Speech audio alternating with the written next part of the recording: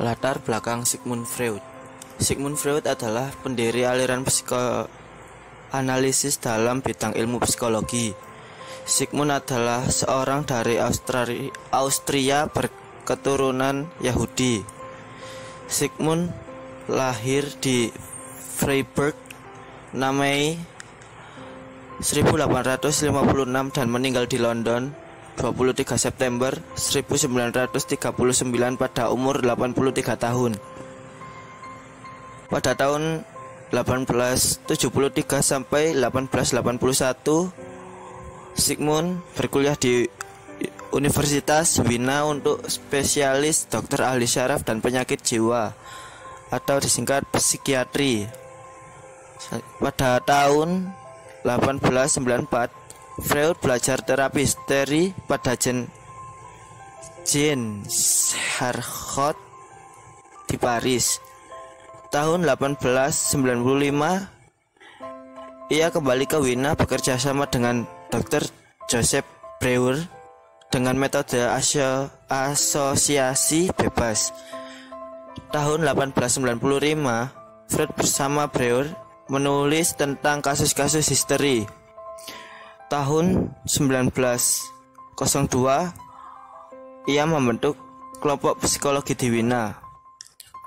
Pada tahun 1908, Freud diundang oleh George Stanley Hall ke USA dan memberi ceramah-ceramah pada pertemuan-pertemuan di Natalis Universitas Cork. Tahun 1928, Nazi berkuasa di Austria. Freud menyingkir ke Inggris dan meninggal dunia di London. Teori psikoanalisis. Teori psikoanalisis merupakan teori yang berusaha untuk menjelaskan tentang hakikat dan perkembangan kepribadian manusia. Unsur-unsur yang diutamakan dalam teori ini adalah motivasi, emosi, dan aspek-aspek internal lainnya. Teori ini mengasumsikan bahwa kepribadian berkembang ketika terjadi konflik-konflik dari aspek-aspek psikologis tersebut, yang pada umumnya terjadi pada anak-anak atau usia dini. Teori psikoanalitis berlangsung secara tidak sadar atau unconscious dan sangat diwarnai oleh emosi. Ahli psikoanalitis menyoroti karakteristik bahwa pengalaman di masa awal dengan orang tua sangat mempengaruhi perkembangan anak. Teori Sigmund Freud. Menurut Sigmund, seiring dengan pertumbuhan anak-anak, fokus dari impuls-impuls kenikmatan dan seksual beralih dari mulut ke anus dan bahkan ke genital. Sebagai akibatnya, kita akan melalui 5 tahap perkembangan psikoseksual. Yang pertama, yaitu fase oral. Seseorang akan mendapatkan kesenangan melalui segala sesuatu yang masuk melalui mulutnya. Contohnya adalah aktivitas makan, minum, dan menghisap jari. Sigmund mengemukakan bahwa personaliti anak yang berlebihan mendapatkan kepuasan oral pada fase ini akan tumbuh menjadi seorang yang gemar menimbun harta atau ilmu dan juga terlalu gampang percaya orang lain. Tapi sebaliknya, jika anak tidak puas terhadap kebutuhan oral ini, mereka akan menjadi pribadi yang rakus namun tidak pernah puas. Mereka juga terkenal sebagai pendebat dan bersifat sarkas. Yang kedua yaitu fase anal. Pada fase ini, kesenangan bayi akan didapat dari aktivitas buang air besar, yang menggambarkan kepuasan karena hilangnya rasa tertekan dan tidak nyaman pada saluran pencernaan. Sigmund menyatakan bahwa proses belajar buang air besar menjadi pemuas ID dan superego dalam waktu yang bersamaan. Ia mengibaratkan fase anal ini adalah fase seseorang dalam melakukan kontrol diri atau pengendalian diri. Yang ketiga yaitu fase falik. Sigmund memberikan pandangan bahwa pada fase ini seseorang akan mendapatkan kepuasan melalui organ kelaminnya. Contoh paling sederhana yang khas adalah seseorang akan mulai menyukai lawan jenisnya. Anak yang selama ini memandang ibu sebagai sumber cintanya dan beranggapan bahwa ayah adalah saingannya akan memunculkan perasaan cemas karena khawatir cinta ibunya terebut. Yang keempat yaitu fase laten. Fase ini dikenal juga dengan fase pubertas. Yang memiliki ciri khas dari fase ini adalah seseorang mulai merasa malu dan mementingkan aspek moral atau estetika. Sigmund mengistilahkannya dengan kemampuan sublimasi. Sebuah kemampuan mengganti kesenangan seksual dengan kesenangan lain yang sifatnya non-seksual. Yang kelima yaitu fase genital. Tahapan lanjutan ini, seseorang mulai menyalurkan keinginan seksual mereka melalui objek luar. Contohnya saja, keikutsertaan pada sebuah komunitas, menikah dengan orang yang dicintai, dan karir. Orientasi hidup seseorang tersebut pun mengalami perubahan menjadi sosialis dan realistis. Karena Freud memberi penekanan pada motivasi seksual, maka tahap-tahap perkembangan menurut Freud dikenal sebagai tahapan psikoseksual.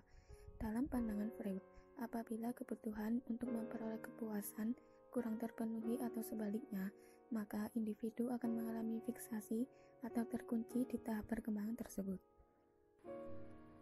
Menurut Freud tahun 1917, kepribadian orang dewasa ditentukan dari cara kita menyelesaikan konflik di antara sumber-sumber kenikmatan di setiap tahap dan tuntutan realitisnya.